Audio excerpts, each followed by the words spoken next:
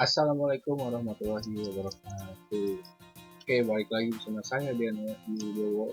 Kali ini saya akan menyampaikan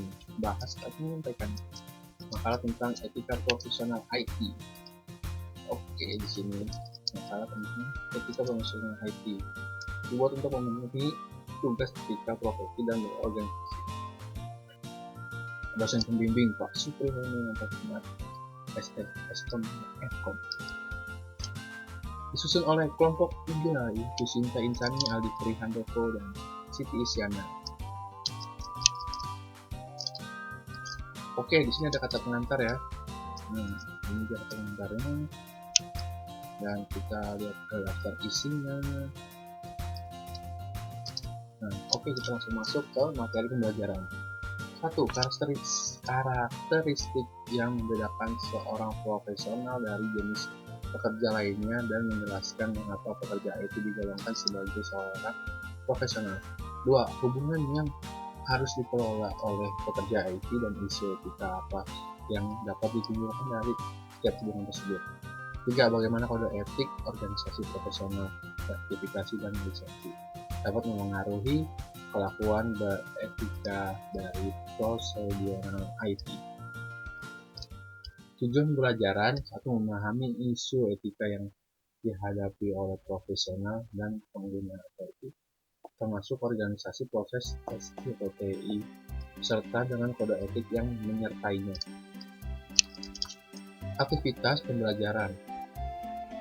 Poin pertama, presentasi etika profesional IT. Yang kedua, presentasi 10 asosiasi terkait IT di Indonesia. Yang ketiga, kuis tentang etika profesional IT. Profesi mempunyai makna, yaitu janji untuk memenuhi kewajiban melakukan suatu tugas itu secara tetap atau permanen. Oleh karena itu, profesi merupakan sebuah pekerjaan yang membutuhkan pelatihan dan penguasaan terhadap suatu pengetahuan khusus untuk memenuhi kewajibannya dalam melakukan suatu tugas khusus. Profesional adalah seseorang yang memiliki pekerjaan atau profesi, kemudian ia hidup dengan mengandalkan keahlian kemudian memilikinya. Profesional juga bisa diartikan sebagai seseorang yang dalam kehidupannya mempraktikkan keahlian khusus dan menjalankannya, tidak untuk sekadar hobi atau bersenang-senang semata. Apakah IT worker seorang profesional? IT worker adalah seorang profesional karena dia adalah orang yang melakukan pekerjaan dengan mengandalkan keahlian yang dapat dari pelatihan dan penguasaan serta pengetahuan khusus, dan dalam kehidupan mempraktikkan keahlian tersebut untuk memenuhi kewajiban dari tugas. Hubungan yang dilakukan pekerja IT. Hubungan pekerja IT dengan memberi kerja. Hubungan antar pekerja IT dengan memberi kerja dimulai bahkan sebelum pekerja IT tersebut bekerja. Sebelum mulai bekerja, barangkali mereka telah membicarakan hal-hal yang menyangkut pekerjaan seperti tanggung jawab pekerjaan, dress code, lokasi penempatan kerja, gaji, dan lain sebagainya. Setelah mulai bekerja, pekerja IT tersebut harus memastikan bahwa ia telah melaksanakan tanggung jawab dengan baik dan mematuhi semua pekerjaan peraturan yang berlaku. Hubungan pekerja IT dengan klien. Umumnya hubungan ini terjadi pada saat klien meminta pekerja IT melakukan sesuatu pekerjaan tertentu. Oke, klien menjelaskan definisi lengkap tentang masalah dan hasil yang diharapkan. Kemudian pekerja IT memberikan alternatif serta rekomendasi terkait proyek yang dibicarakan. Masalah yang timbul dari hubungan ini biasanya terkait dengan penipuan, kekeliruan, pelanggaran kontrak, dan sebagainya. Hubungan pekerja IT dengan pemasok. Pekerja IT harus membina hubungan yang baik dengan pemasok dengan harapan agar ia dapat mengembangkan ide-ide atau mencari cara bagaimana menghemat biaya atas transaksi yang dilakukan. Pelanggaran yang mungkin terjadi salah satunya adalah penyuapan. Hindari penyuapan dan berilah hadiah. Bedakan antara suap dengan hadiah. Suap berarti ada masuk sesuatu di dalamnya dan biasanya difasilitasi oleh pihak ini. Tapi hadiah adalah sesuatu yang tidak dilegalkan apa-apa dan tanpa maksud tertentu. Hubungan pekerja IT dengan profesional. Baik pekerja IT maupun pekerja profesional lain harus saling menghormati, menjaga dan mematuhi kode etik profesi masing-masing. Masalah etis yang terjadi dari hubungan ini seperti informasi yang dijual secara sengaja kepada pihak yang tidak berkepentingan. Hubungan pekerja IT dengan pengguna IT. Pekerja IT bertugas untuk memahami dan memfasilitasi setiap kebutuhan dari penggunanya. Selain itu, pekerja IT harus menciptakan lingkungan yang mendukung perilaku etis untuk mencegah hal-hal seperti pembajakan perangkat lunak dan meminimalisir pengguna sumber daya serta informasi yang disalahgunakan.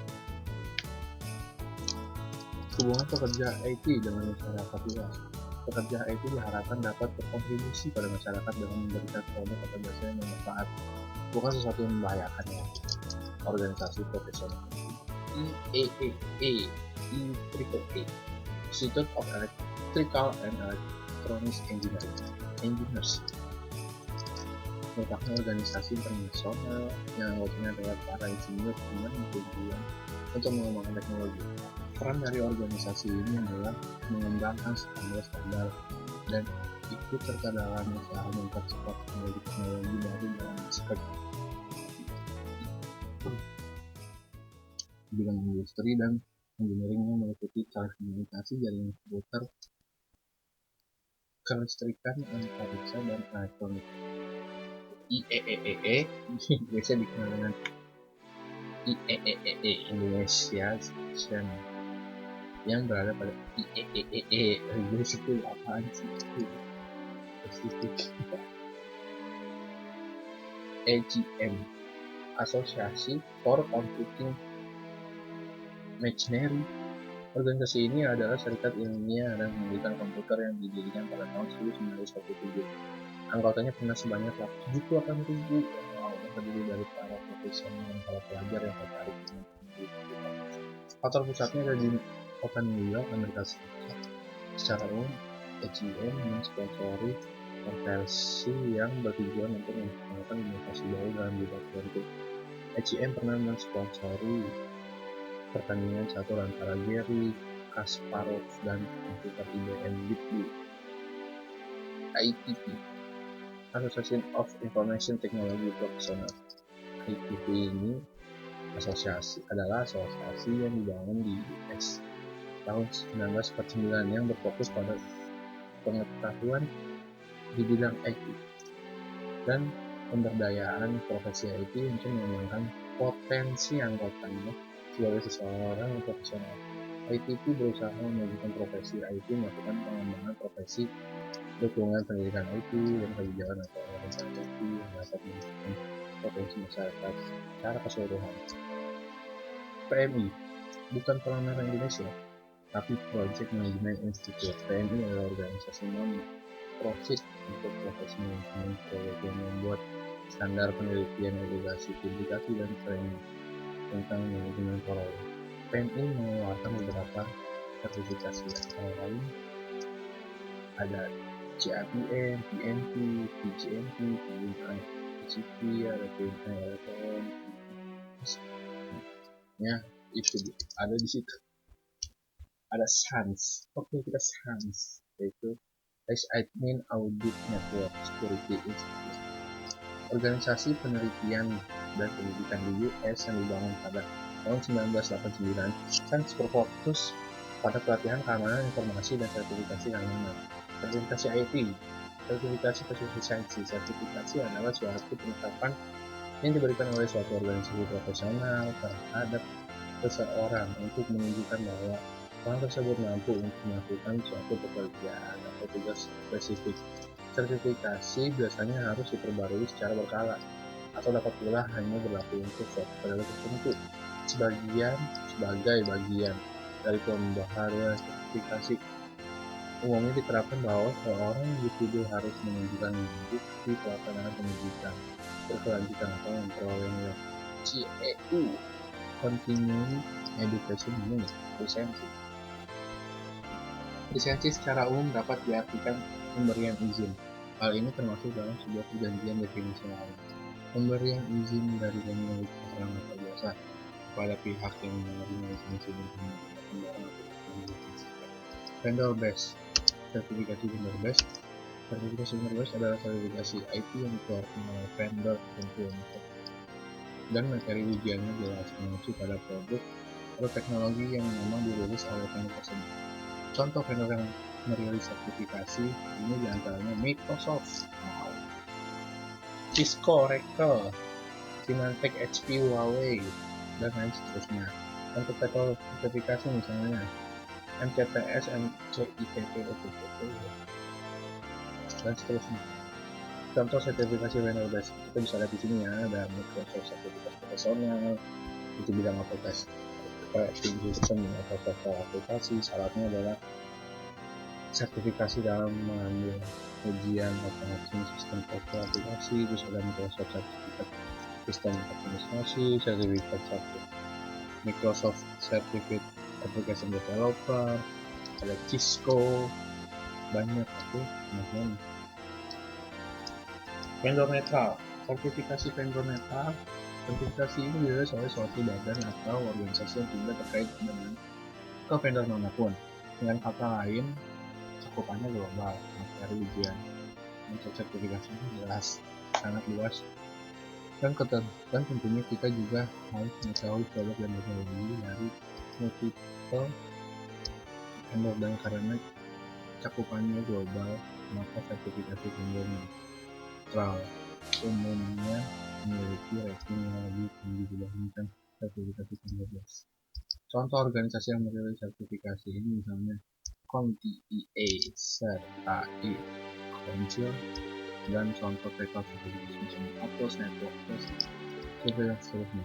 Contoh sertifikasi vendor netral.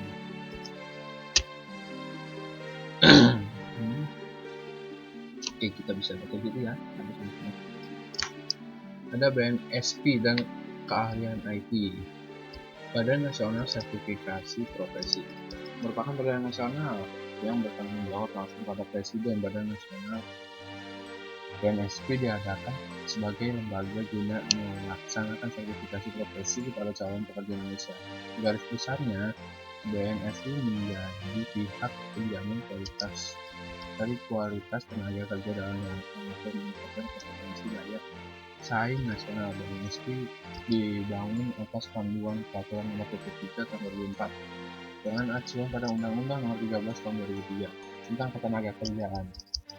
Pembentukan BNSP berperan sebagai bagian terorganisasi dari pembangunan sistem kelembagaan dengan paradigma yang sudah diperbarui demi memajukan SDM dengan basis kompetensi. Dan pengembangan kompetensi tersebut terdapat 3 pilar utama yang wajib didapat. 3 pilar tersebut adalah peningkatan standar kompetensi nasional, pengembangan pendidikan serta pelatihan dengan basis kompetensi, serta peningkatan sistem pengembangan komunikasi dan komunikasi. Oke, ada SKKNI, Standar Kompetensi Kerja Nasional Indonesia terkait IT. SKKNI kategori informasi dan komunikasi golongan kok produksi gambar bergerak, video dan program televisi, perekaman suara dan penerbitan musik, bidang audio visual engineering technician support, Kemenaker nomor 203 tahun 2018. SKKNI kategori informasi dan komunikasi golongan pokok aktivitasnya. Penertiban bidang Kemenaker ini ya, kategori ini. Oke, udah kelar daftar pustaka. Oke, sekian makalah dari bab 3 tentang etika profesional. Kurang lebihnya saya mohon maaf. Assalamualaikum warahmatullahi wabarakatuh.